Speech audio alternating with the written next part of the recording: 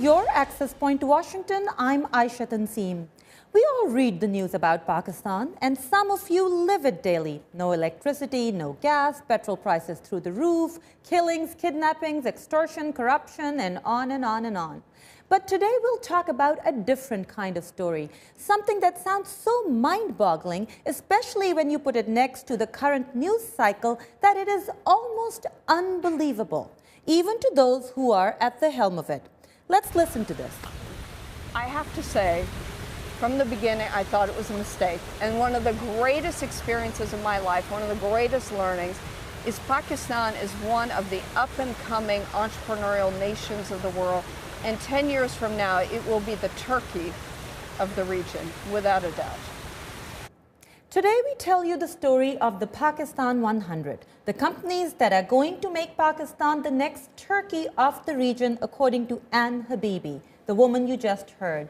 And who better to join us in telling that story than the man who's at the top of that list? Abid Butt is the founder and chief executive of e2e, and that would be end-to-end supply chain management, one of Pakistan's leading provider of logistics services. He's joining us via Skype from Karachi. Mehrbano Sethi is another successful member of the Pakistan 100. She is the founder of Luscious Cosmetics, a Pakistani makeup brand that has grown exponentially and is now going global. She's also joining us via Skype from Lahore. And Mohsin Khan is joining us in the studios in DC. He's a senior fellow in the Rafiq Hariri Center for the Middle East at the Atlantic Council, focusing on the economic dimensions of transition in the Middle East and North Africa. Welcome to all of you. Very much. So let me first start with you, Abid, since you are the man at the top of the list. How did you get there? Well, I mean, in a few words, I think we have a very good team, and we picked on an idea that was. Okay, Abid. We can't hear you somehow. Your video is frozen. So, Mohsin Khan, I will come to you. Yes. Does it surprise you as an economist who looks at the region that on one hand we're talking about no electricity, no security, nobody wanting to invest there, and on the other hand, these companies are doing so well? Yes, I mean, it is a puzzle that people have been wondering about. On the one hand, you have all the numbers, for example, growth, inflation, the balance of payments, telling you the country's in a free fall. At the same time, you have, on the other hand, a tremendous amount of economic activity. You go out into the streets of Pakistan and you see this activity. But the other important thing that I think is very relevant to the Pakistan 100 is the incredible growth in the middle class in Pakistan. I mean, it's estimated that there's, something like 70 million out of 180 or so fall into the middle class. They have a tremendous amount of demand for consumer goods, but they also have a demand for manufacturing goods. And so one can see that there are companies that in Pakistan that are doing extremely well. So there is this quandary as to what is the true Pakistan? Is it the numbers that are telling us that the economy is in a disaster state, or is it the other side, which is telling us that things are going pretty well and that it could be the Turkey of the future? Mehrbano, let me come to you. Your company is one that started in the last 5 years, and as I was talking to you yesterday, you said that you're going global. Tell me a little more about that. Hi, Ayesha. Well, I started my company 5 years ago, and it was a little bit of a leap of faith because, homegrown brands in Pakistan had not at that time gotten a foothold, and there was no benchmarks to follow. And 5 years later, we find ourselves not only one of the largest cosmetic brands in Pakistan, but the South Asian women around the world are attracted to the brand, and we are currently supplying to 13 new countries from Pakistan. So, Mehrbano, what I am surprised to find, or what anyone who's not intimately involved in the business environment in Pakistan wants to know, is how do you manage to deal with the lack of electricity, the lack of gas, the other problems? I mean, how do you produce stuff when there's no light, there's no security? Okay. Go ahead. So, Aisha, in my opinion, whenever there's challenges, there is innovative thinking. You have to tailor your business plan to the ground realities. So, we do not manufacture our products in Pakistan. When I started my company, basically one could see the energy crisis looming. So we decided to manufacture abroad with some of the best cosmetic manufacturers. And also, however, there is a downside. I mean, I'm having a lot of trouble as we're growing so fast, hiring talent, getting good people, because there's been a massive brain drain due to the quality of life declining in Pakistan with no gas and with no electricity for the common man as well as for industries. So, Mehrbano, you've raised a very important point that I want to come back to later. But before we go there, we also asked Ann Habibi, and let me introduce her at this point. She is the co-founder and now co-CEO of All World Network. That is the group that Pakistan 100 falls under. We'll talk more about that, but let's listen to what Ann had to say on how the Pakistani companies are succeeding in this environment. But Pakistan actually resembles much more a real-world economy. It's challenging. Every day you have to be creative. And I think that's what the Pakistani entrepreneurs really show. They are resilient. They're in it for the long term. They're not worried about a short-term gain. In the United States and Europe, you hope to make a one-year investment and poof, they're in it and they know it's going to be hard. They know the energy is going to go off. They're making a long-term investment in one of the biggest markets of the world that is so underserved in so many areas. They think, how could they not be successful? So, Mr. Khan, do you agree with what Ann Habibi just said? I think that is true, that it does breed innovation, and I think they are in it for the long haul. I think the one problem that Mehrbano also raised, which is with regard to energy. I mean, we all know the problem of energy. And typically when we talk about energy, we talk about, the average person losing electricity for 12 hours a day and, the discomfort, etc. it creates. But there is a situation regarding industry. Currently, in Pakistan, manufacturing industry is operating at something like 50–60% capacity. And the reason for that is simply a lack of energy.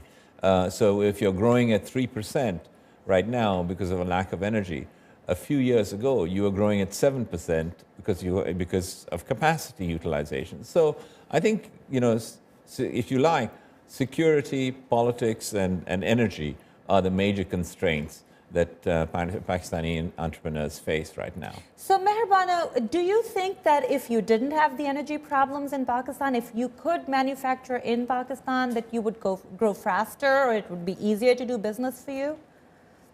Well, one of the problems that I face on a daily or monthly basis is the devaluation of the rupee in terms of an import business.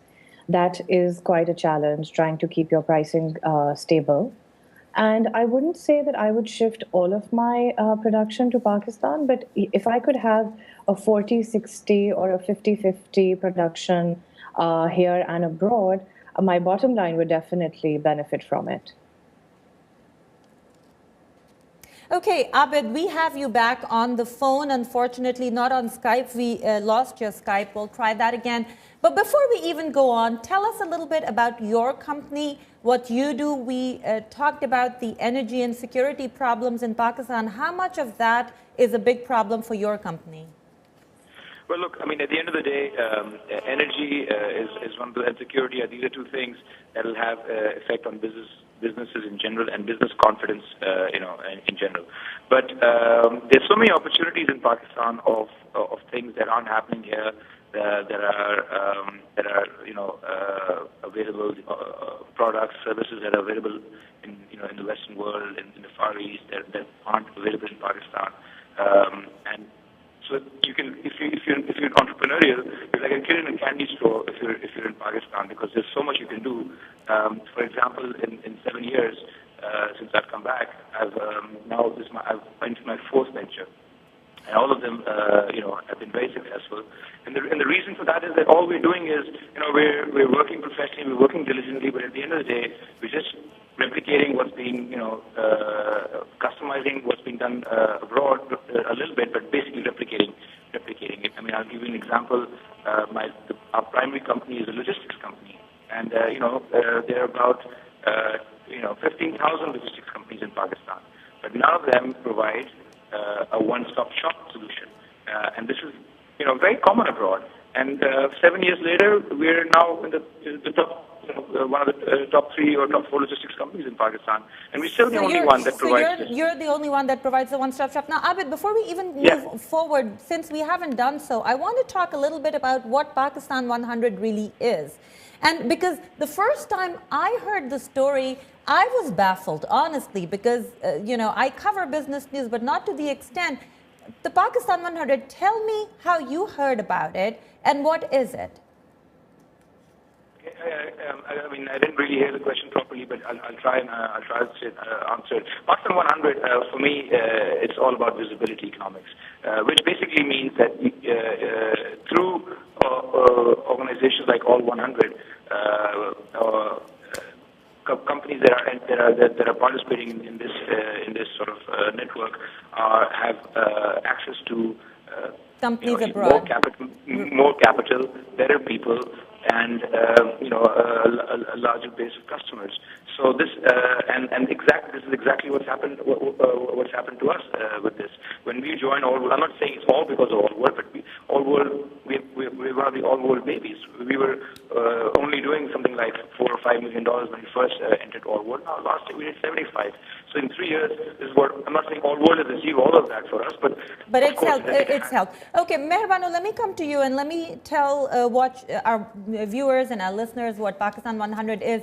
It is a network of companies that Ann Habibi and her co-founder found, basically joining companies from around the world so they could each know each other, do business together, better visibility. Mehrbano, have you had any success with joining? What led you to apply for it, and have you seen any benefits? Well, definitely. First of all, I'd like to definitely commend Ann Habibi on her initiative and having such faith in the Pakistani entrepreneur.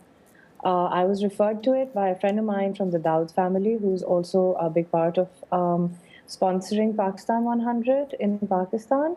And definitely the visibility has helped us a lot. I've already had quite a few approaches regarding private equity, which we had not even considered before. Okay, so Mr. Khan, let's talk about some of the things that Mehrbano mentioned, which is the devaluation of rupee. Right. And not being able to manufacture in Pakistan, whether it's because of lack of energy or lack of right talent or whatever other reasons. How is it affecting business in the country? And can the government learn something from these companies, not sort out everything, but well, I maybe think something? this transfer of businesses abroad has been going on for a little while now, for the reasons that you mentioned. Mehrbano talks about her industry, but also, for example, in very basic industries that are Pakistani industries like textiles, moving to Bangladesh, for example, in order to be assured electricity, to be assured a labor supply, to be assured security, etc. That's natural, and so that does matter. I think that there are a lot of indicators that, as I mentioned earlier, that point to a problematic economic situation, other than security and politics, but and the devaluation of the rupee, because essentially you're running low on international reserves. Naturally, by the market pressures, the rupee is going to be devalued. I think I would just I should note 3 bright spots on the horizon. One is that I mentioned earlier, the growth of the middle class, which is a tremendous market in the country. The other is in fact the growth of remittances. I mean, remittances have been skyrocketing. I mean, this year, for example, they're close to $15 billion dollars coming into the country. So the growth of the middle class, the growth of in some sense, the informal economy, which is growing. I mean, people are getting work, but to me, and we could discuss that further, I think these are all developments that have taken place, I would say, despite the government's I wouldn't say that, have not been government. But I'll tell you one very important government change that has taken place, which is the sort of move towards better trade relations with India. And you recently came out with a report about trade relations with India. Tell me a little bit about that report. You projected 10 to 20% growth. In fact, currently, Ayesha, more than that, because currently trade between India and Pakistan is about $2.5 billion. It's there's some informal trade going on via Dubai, but this is the directly measured trade. And our estimates show that trade on the basis of all the indicators could be 10 times that amount. And so we're talking about $25 to $30 billion. 10 times that amount right now without any change in the political scenario, or 10 times that amount with some tweaking? Not necessarily political scenario. I think, yes, of course, political scenario matters a lot, the politics between the two countries. No, I think what is the biggest constraint right now is physical infrastructure. You don't have the roads, you don't have the ports, and so on. These will take time.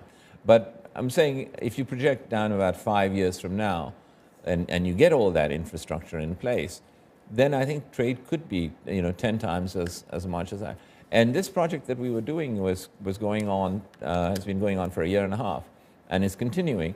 And I think apart from all the analytical work and talk to government, etc., we actually went and talked to the chambers of commerce and traders around the country as to what they saw was the potential and what they saw were the constraints. And then we wrote a report on that and gave it to the government. We were essentially working to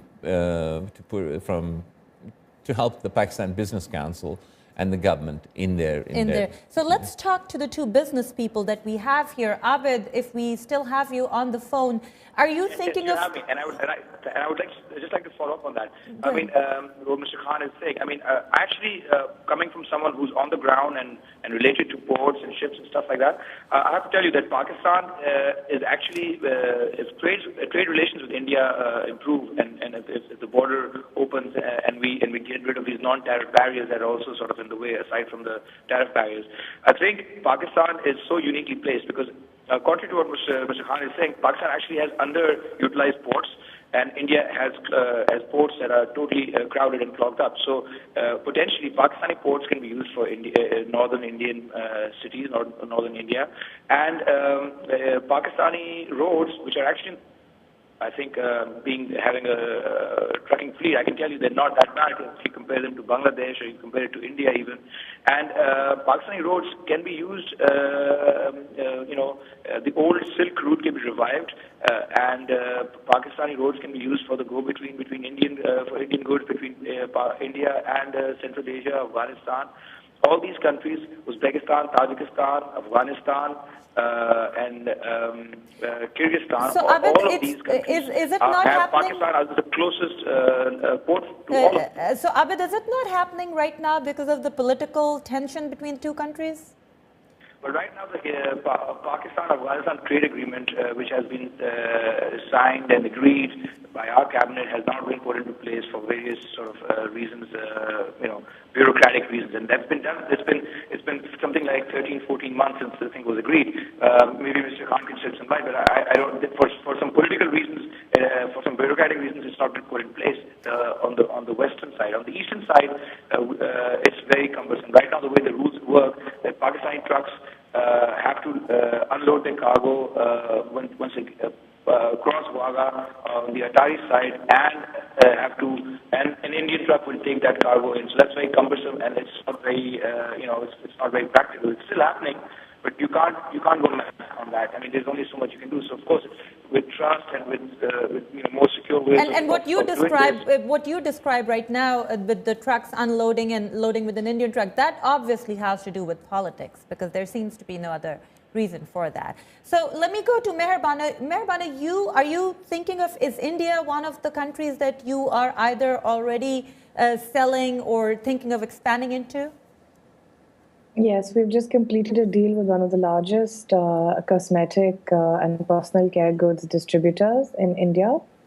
And region by region, we're having a soft launch in the summer. And then region by region, as you know, India is a huge country. So we're going to be slowly penetrating the market over the course of the year. So these problems that Abid Butt is describing, or what Mr. Mohsen Khan have described, do they apply to you since you manufacture out of Pakistan? Can you just send directly to India? No, I can't. I have to do it through Dubai, as Mr. Khan mentioned. It's the most, it's kind of like the undocumented trade between Pakistan and India that he mentioned. However, I do think that we do have better infrastructure, as Abid said, than Bangladesh, and in some cases even better than India. I just feel that if we can get some favorable government policies for Pakistani entrepreneurs, it'll actually prepare us for any agreement with India, because I have my reservations with the upcoming trade agreements. What would be a favorable policy for you as a Pakistani entrepreneur? One of them would be that some kind of regulation on imports. It's as Abid will attest, it's a very haphazard process. The duty schedule that was made for, okay, I can talk about my industry, but the duty schedule was last revised in 1973.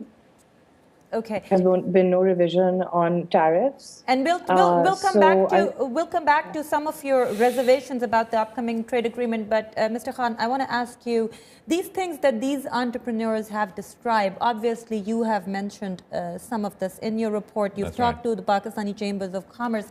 How receptive is the government, and how much of a political will is there to sort out these issues? Well, I think that the Pakistani business community, by and large, although they have some reservations, as your guests, the other guests are mentioning, have been the ones that have been pushing this. I mean, they are essentially the ones.